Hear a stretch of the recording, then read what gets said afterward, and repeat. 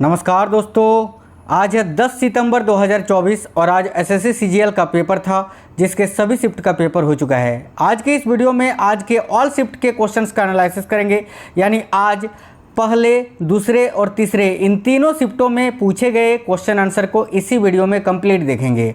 तो जो साथी लोग आज पेपर देकर आए हैं वो तो मिला लीजिएगा, और साथियों जिनका पेपर अभी बाकी है उनके लिए रामबाण क्लास है, आपको कंप्लीट देखना है क्योंकि आपको ये आइडिया लगेगा कि किस टाइप के क्वेश्चंस आपको पढ़ के जाना चाहिए। आपको बता दें कि अभी मैंने आज करीब 4:30 बजे के आसपास चैनल में एक वीडियो अपलोड किया है भारतीय संविधान का, जिसमें पूरे 111 MCQ क्वेश्चन है। तो उस वीडियो को आप ज़रूर देख लेना साथियों, पेपर से पहले उस वीडियो को देख कर ही जाना क्योंकि वो बहुत ही इंपॉर्टेंट क्लास है आपके लिए। चलिए तो देखते हैं क्वेश्चंस। शुरुआत करेंगे आज के थर्ड शिफ्ट से, है ना। सबसे पहले देखेंगे आज के थर्ड शिफ्ट के क्वेश्चन, फिर रहेंगे आज के सेकंड शिफ्ट के क्वेश्चन और फिर रहेंगे आज के फर्स्ट शिफ्ट के क्वेश्चन। तो देखिए थर्ड शिफ्ट में क्वेश्चन तो आपसे ये पूछा गया था कि वर्ष 1913 में साहित्य में नोबेल पुरस्कार किसे मिला था। तो भाई वर्ष 1913 में साहित्य में नोबेल पुरस्कार रविंद्रनाथ टैगोर जी को मिला था, ठीक है, गीतांजलि के लिए। तो इस क्वेश्चन के लिए करेक्ट आंसर हो जाता रविंद्रनाथ टैगोर। आगे देखिए, एक क्वेश्चन ये था कि भारतीय हॉकी महासंघ की स्थापना कब हुई थी। तो साथियों भारतीय हॉकी महासंघ की स्थापना कब हुई थी, तो देखिए इसका राइट आंसर होता 7 नवंबर 1925 को, ठीक है। आपको केवल ईयर पूछा होगा तो 1925 आपको यहाँ आंसर करना था।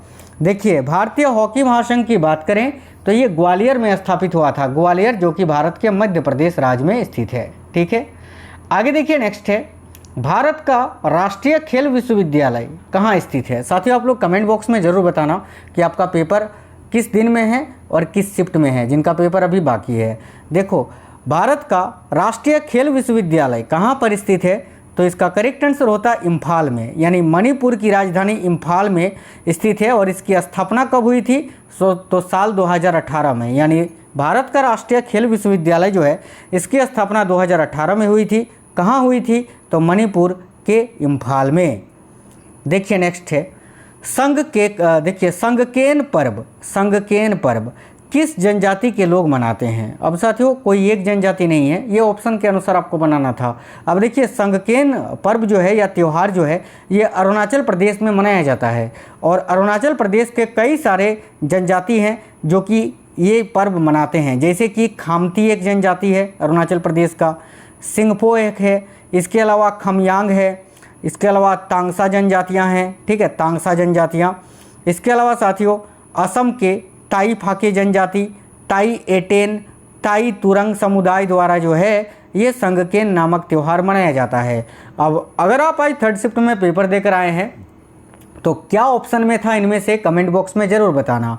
नेक्स्ट क्वेश्चन है, MG संगीत पुरस्कार किस राज्य की ओर से दिया जाता है। तो देखिए MG संगीत पुरस्कार जो है ये किस राज्य सरकार की ओर से दिया जाता है, तो राइट आंसर हो जाएगा कर्नाटक राज्य सरकार के द्वारा, ठीक है। आगे देखिए भारतीय संविधान में गणतंत्र की अवधारणा किस देश के संविधान से ली गई है। तो साथियों भारतीय संविधान में गणतंत्र की जो अवधारणा है ये भाई फ्रांस के संविधान से ली गई है, तो यहाँ आपका करेक्ट आंसर हो जाएगा फ्रांस। एक क्वेश्चन था पिछले 15 वर्षों में किस राज्य की बेरोजगारी दर सबसे कम रही है। तो साथियों यहाँ करेक्ट आंसर होता छत्तीसगढ़। पिछले 15 वर्षों में जो छत्तीसगढ़ राज्य की बेरोजगारी दर है वो सबसे कम रही है। अगला है दुनिया की सबसे चौड़ी नदी कौन सी है। तो देखिए दुनिया की जो सबसे चौड़ी नदी है पूरे विश्व की वो है अमेजन नदी। और अगर आपसे पूछे आने वाले शिफ्टों में कि दुनिया की सबसे लंबी नदी कौन सी है तो फिर आंसर होगा नील नदी।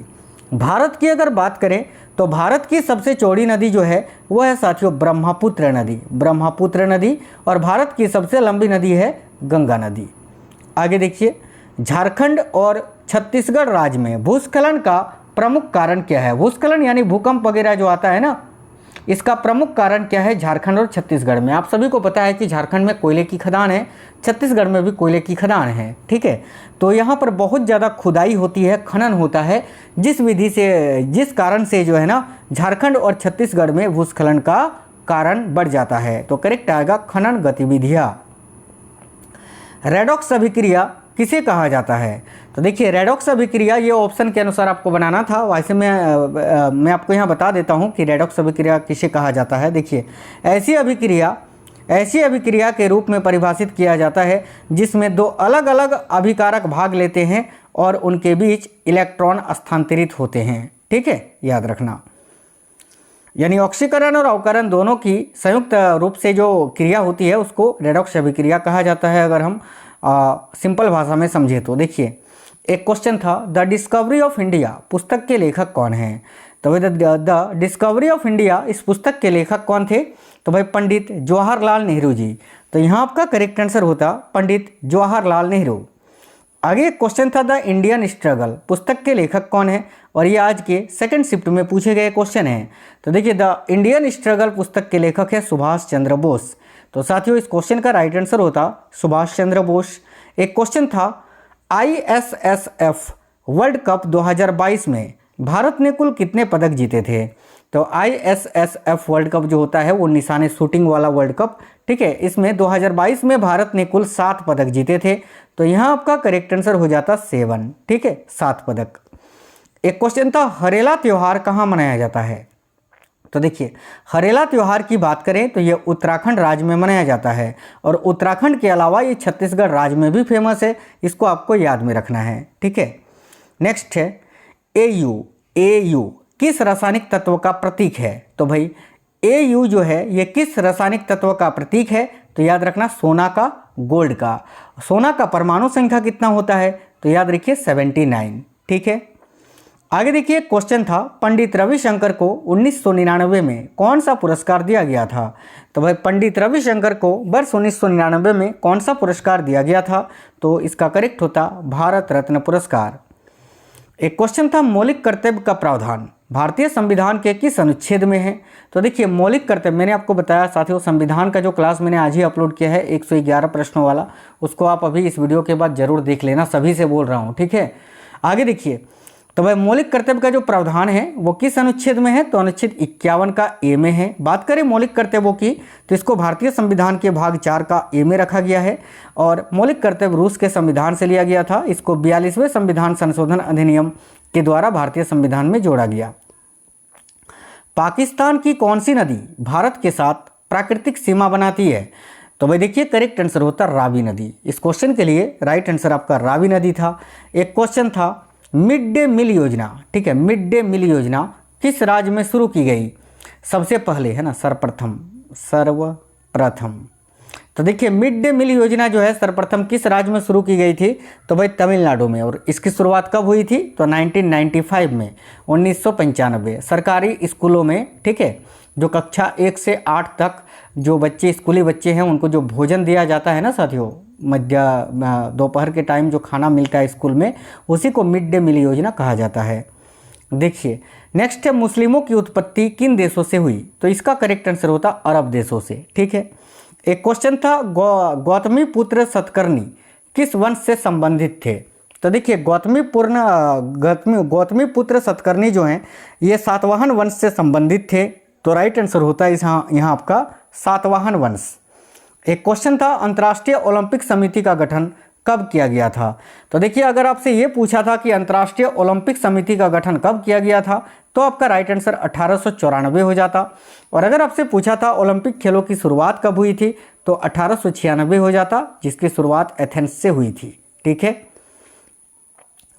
देखिए, इनमें से कौन सा पंचायती राज से संबंधित अनुच्छेद है? ऐसा क्वेश्चन था, ऑप्शन में अनुच्छेद 40 दिया हुआ था जो कि आपको टिक करना था। तो अनुच्छेद 40 इस क्वेश्चन के लिए आपका राइट आंसर होता। एक क्वेश्चन था, भारत के राष्ट्रपति किस अनुच्छेद के तहत सुप्रीम कोर्ट के जजों की नियुक्ति करता है? तो भाई भारत के राष्ट्रपति किस अनुच्छेद के तहत सुप्रीम कोर्ट के जज की नियुक्ति करता है? तो राइट आंसर होता अनुच्छेद 124 के तहत, याद रखना, अनुच्छेद 124। एक क्वेश्चन था, विकेट कीपर शब्द किस खेल से संबंधित है? तो भाई इसका करेक्ट आंसर होता क्रिकेट से। ठीक है, आगे एक क्वेश्चन था, वर्तमान में भारत में कितने उच्च न्यायालय हैं, यानी हाई कोर्ट कितने हैं वर्तमान में भारत में? तो इसका राइट आंसर होता है आपका 25 साथियों, 25। ठीक है, आगे एक क्वेश्चन ये था कि गरीबी हटाओ का नारा किस पंचवर्षीय योजना के दौरान दिया गया था? फर्स्ट शिफ्ट का ये क्वेश्चन है, तो करेक्ट होता 5वीं पंचवर्षीय योजना में। ठीक है, आगे देखिए, वर्तमान में भारत के लेखा महानियंत्रक यानी CGA कौन है? तो वर्तमान में भारत के लेखा महानियंत्रक कौन है? तो एस दुबे। आपको बता दें जो हमारा नया वाला चैनल है 2.0 एक्समार्ट स्टडी 2.0, वहाँ पर जाना, मैंने नियुक्ति वाला जो टॉपिक है आज ही कराया है, तो वहाँ से आप लोग देख लेना, वहाँ पर वो सारे टॉपिक मिल जाएंगे, ठीक है। तो एस दुबे जो कि वर्तमान में भारत के लेखा महानियंत्रक हैं। और अगर आपसे ये तो सीजीए पूछा है, अगर सीएजी कैग पूछा जाएगा तो फिर हो जाएगा गिरीश चंद्र मुर्मू, याद रखना। एक क्वेश्चन था, मुगल शासक हुमायूं के बाद मुगल सिंहासन पर अकबर का राज्याभिषेक कालानौर में हुआ था, तो कालानौर कहाँ पर स्थित है? तो भाई कालानौर जो है ना साथियों पंजाब में स्थित है। इस क्वेश्चन का राइट आंसर होता है पंजाब। देखिए पंजाब राज्य के गुरदासपुर जिले के कालानौर गांव में जो है अकबर का राज्याभिषेक हुआ था। एक क्वेश्चन था, गांधी जी ने चंपारण सत्याग्रह कब किया था? तो देखिए महात्मा गांधी जी ने जो अपना पहला सत्याग्रह है वो चंपारण में किया था बिहार के, कब? तो 1917 में। एक क्वेश्चन था, सती प्रथा का अंत कब हुआ था? तो सती प्रथा का अंत की बात करें तो ये 1829 में हुआ था। और किसने करवाया था? तो लॉर्ड विलियम बेंटिंग ने। आगे देखिए क्वेश्चन था, तानसेन संगीत समारोह कहाँ पर होता है? तो भाई तानसेन संगीत समारोह जो है ये कहाँ पर होता है? तो करेक्ट आएगा साथियों मध्य प्रदेश में। आगे एक क्वेश्चन था, हॉकी वर्ल्ड कप 2023 का शुभंकर क्या था? तो देखिए हॉकी वर्ल्ड कप 2023 का जो शुभंकर था वो क्या था? तो भाई ओली रिडले कछुआ था, ठीक है, जिसको ओली द वॉरियर नाम दिया गया था, ओली द वॉरियर। आगे एक क्वेश्चन ये था कि भारत के राष्ट्रीय आय की गणना सबसे पहले किसने की थी? तो भाई भारत के राष्ट्रीय आय की गणना सबसे पहले की थी भारत के वयोवृद्ध व्यक्ति दादा भाई नरोजी ने। एक क्वेश्चन था, महाबलीपुरम के मंदिर किस वंश के शासकों ने इसका निर्माण करवाया था? तो भाई महाबलीपुरम के मंदिरों का निर्माण किस वंश के शासकों ने करवाया था? तो देखिए करेक्ट होता पल्लव वंश के शासकों ने। आगे एक क्वेश्चन था, भारत के किस राज्य का रेलवे नेटवर्क सबसे बड़ा है? तो देखिए भारत के किस राज्य का रेलवे नेटवर्क सबसे बड़ा है? तो यहाँ आपका करेक्ट होता यूपी का, यानी उत्तर प्रदेश राज्य का जो रेलवे नेटवर्क है वो सबसे बड़ा है। आगे देखिए क्वेश्चन ये था कि गुरु पर्व किसके जन्मदिन पर मनाया जाता है? तो साथियों गुरु पर्व की बात करें तो ये गुरु नानक देव जी की जयंती पर मनाया जाता है। और गुरु नानक देव की जयंती कब मनाई जाती है? तो कार्तिक पूर्णिमा के दिन। एक क्वेश्चन था, न्यूलैंड्स ने अष्टक का नियम कब दिया था? तो देखिए न्यूलैंड्स ने अष्टक का नियम कब दिया था? तो साथियों यहाँ आपका करेक्ट होता 1865 में, 1865 ईस्वी में। एक क्वेश्चन था marine aids to navigation bill 2021, ये इसमें किस बिल को निरस्त किया गया था? तो भाई marine aids to navigation bill 2021 में जो आया था इसमें किस बिल को निरस्त किया गया था? तो लाइट हाउस एक्ट 1927 को याद रखना, ठीक है। आगे एक क्वेश्चन था, जवाहरलाल नेहरू मणिपुरी डांस एकेडमी किस शहर में स्थित है? तो देखिए जवाहरलाल नेहरू मणिपुरी डांस एकेडमी जो है ये किस शहर में स्थित है? तो इसका करेक्ट आंसर साथियों आपका हो जाता इम्फाल में, इम्फाल, ठीक है। चलिए अगला एक क्वेश्चन ये था कि पांडिचेरी, देखिए पांडिचेरी से संबंधित कोई प्रश्न था, ये क्वेश्चन एग्जैक्ट नहीं मिल पाया था साथियों, ठीक है। एक क्वेश्चन आपका डीपीएसपी से स्टेटमेंट बेस्ड कोई एक क्वेश्चन था, ये भी क्वेश्चन जो है सही रूप से नहीं मिल पाया था। आगे एक क्वेश्चन ये था कि इनमें से कौन सा गैर नाशवान पदार्थ है? गैर नाशवान पदार्थ उन पदार्थों को कहा जाता है जो जल्दी खराब नहीं होते हैं, ठीक है। देखिए जिसमें साबुत शामिल होता है, अनाज, दालें, सूखे फल, तेलीय बीज, चीनी तथा गुड़, ये सभी जो है ना नाशवान खाद्य पदार्थ में शामिल होता है जो कि जल्दी खराब नहीं होता है। इसका स्क्रीनशॉट आप लोग ले लेना एक, ठीक है। तो ये भी क्वेश्चन आपका ऑप्शन के अनुसार था, ऑप्शन पे डिपेंड करता साथियों, तो इसका ऑप्शन नहीं मिल पाया था। और देखिए आपका पेपर कब है आप हमें कमेंट बॉक्स में ज़रूर बताइए। मैंने सुपर फास्ट तरीके से आज के तीनों शिफ्टों के 100% रियल और ऑथेंटिक क्वेश्चंस जो कि मुझे मिल पाए थे मैंने आपको करवा दिया। अब ये क्वेश्चंस कैसे थे और आपका पेपर कब है ये आप हमें कमेंट बॉक्स में ज़रूर बताना। इस क्लास को एक लाइक और अपने सभी दोस्तों तक ज़रूर शेयर करना। तो मिलेंगे आपसे नेक्स्ट वीडियो में कल फिर से फर्स्ट शिफ्ट के एनालिसिस के साथ। तब तक स्वस्थ रहें। जय हिंद साथियों, वंदे मातरम। और एक चीज़ बता दें, एक सेकंड, कि भारतीय संविधान का जो 1 से 11 वाला वीडियो मैंने अभी अपलोड किया है आज ही शाम में, उसको आप अभी देख लेना, ठीक है। चलिए टेक केयर साथियों, जय हिंद।